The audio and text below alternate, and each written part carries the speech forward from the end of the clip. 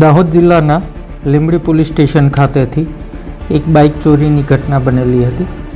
એ bike ચોરીની ઘટનાના આધારે સીસીટીવી ફૂટેજ અને નેત્રમ જે છે એના ENPR ટેકનોલોજીથી લીંબડી પોલીસે ટ્રેક કરી રહી હતી। એ દરમિયાન પોલીસના ધ્યાનમાં આવ્યું કે એ બાઇક દાહોદ શહેરમાં આવે છે અને દાહોદ શહેરથી પાછું જોવાની બાતમી પ્રાપ્ત થતાં મીરાખેડી આઉટપોસ્ટ વિસ્તારમાં PI રાજપૂત અને એમની ટીમ એની વોચમાં હોય છે। એ દરમિયાન બાઇક આવે છે।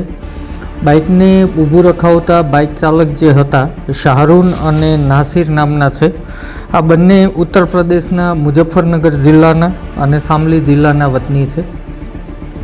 એમને ઊભું રાખી ચેક કરતા બાઇક ચોરીનું હોવાની કબૂલાત કરેલ અને એમની પાસેથી એક હાથ બનાવટની પિસ્ટલ અને રાઉન્ડ પ્રાપ્ત થયા।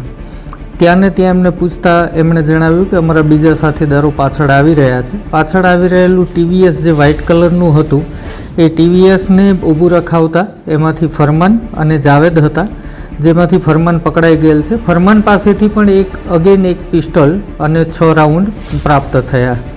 ત્યારબાદ આરોપીની સઘન પૂછપરછ કરતાં તેઓએ કબૂલાત કરેલ કે મધ્યપ્રદેશના જાબુઆ જિલ્લા ખાતે તે લોકોએ ઘરફોડ ચોરી કરેલી। આ TVS બાઇક જે છે એ મધ્યપ્રદેશમાંથી ચોરેલું। આ ઉપરાંત દાહોદ જિલ્લાના લીમખેડા ખાતે પણ ઘરફોડ ચોરી કરેલી અને આ લોકો ખૂબ રીઢા ગુનેગારો છે। જે જાવેદ નામનો આરોપી જે છે મુઝફ્ફરનગરનો, આ લોકો અને શાહરૂન જે પકડાયા છે, આ લોકો ચંદીગઢ, હરિયાણા, ઉત્તર પ્રદેશ આ તમામ વિસ્તારમાં ગુનાઓને અંજામ આપી ચૂક્યા છે। જાવેદ 5 વખત જેલમાં પણ જઈ આવ્યો છે અને ચંદીગઢમાં થતી ઘરફોડ ચોરીઓ, લૂંટ અને એક બહુ ગંભીર ઘટના કે એક સિનિયર સિટીઝનને 2 કલાક સુધી ચંદીગઢ ખાતે ઘરમાં રિવોલ્વરની અણીએ ગોંધી રાખી અને ખૂબ મોટી લૂંટ કરેલી હતી। આરોપીઓ અવારનવાર ફાયરિંગની પણ ઘટનાઓને અંજામ આપી ચૂકેલા।